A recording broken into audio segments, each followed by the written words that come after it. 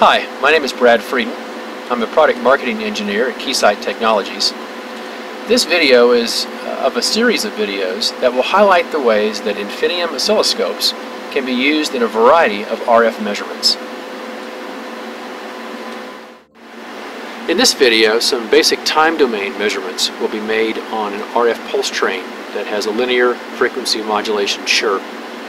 We're going to use the S-series oscilloscope. That's an 8 gigahertz bandwidth oscilloscope that has very flat amplitude and phase response, as well as very low near-in phase noise. All of that allows for very accurate RF measurements. We are going to be bringing into the oscilloscope some signals from an arbitrary waveform generator that are 1 microsecond wide, repeating every 50 microseconds and chirping across the pulse. And we want to look with some detail at what's happening to the pulse. I'm going to start by doing a default setup. I can see there is a pulsed signal in there. I'll use auto scale to get us closer. And since it's a pulsed RF signal, I'm going to need to do a little more work on this. So I'm going to first change time per division and get one full pulse on screen. I'll center it. I'd like to get a stable trace. So one of the things I can do is draw a zone in that area where there's instability and call that zone a place where the signal is not allowed to intersect.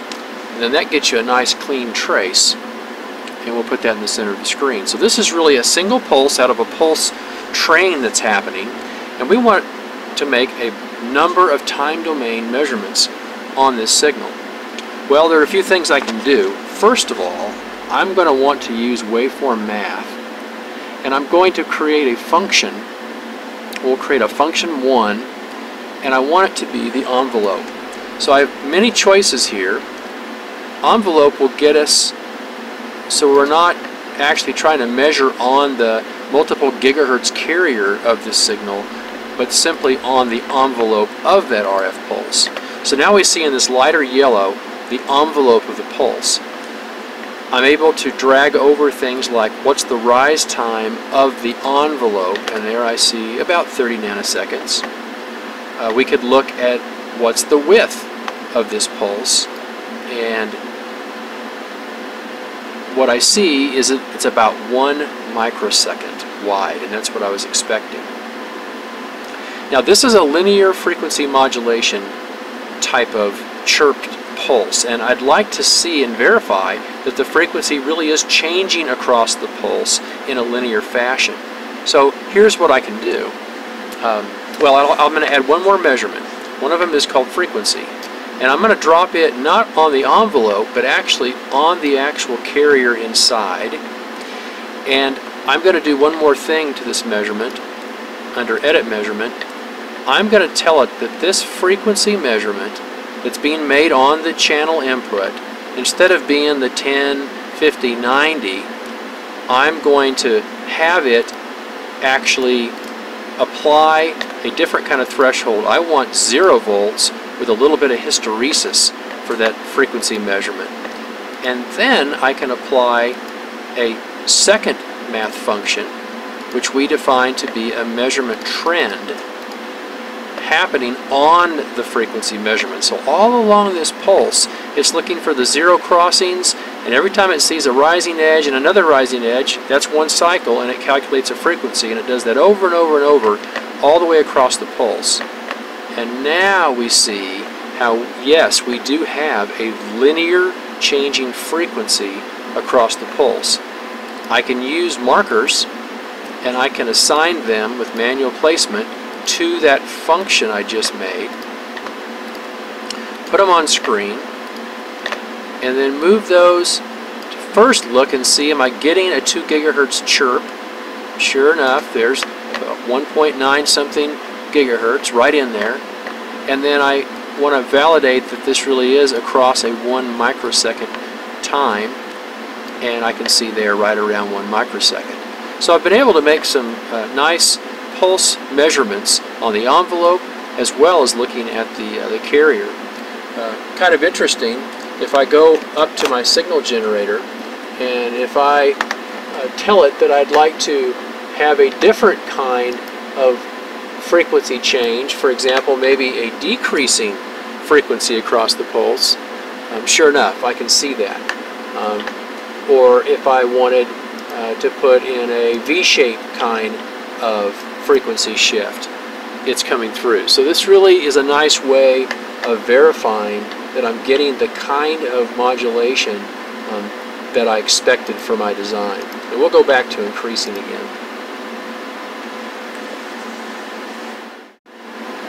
One challenge in making these pulsed RF measurements, where you have a narrow pulse separated from the other pulses with a much longer time, so a very small duty cycle, is that you can't get a very long time capture from your target system. If you're trying to look at multiple pulses, you're mostly capturing just noise in between the pulses.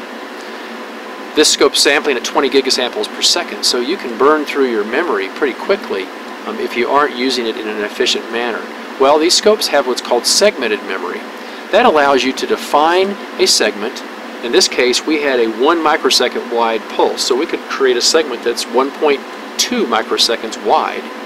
And now each time I trigger on a pulse, it fills almost that full segment, and then it waits for a trigger so it can capture another pulse and fill a next segment of memory while keeping track of how much time went by between the segments. So now I have all the information to actually go back, look at this pulse train of thousands of pulses, and have used the memory very efficiently in the oscilloscope, and that results in the ability to see a long time. So we're going to make those kind of measurements now.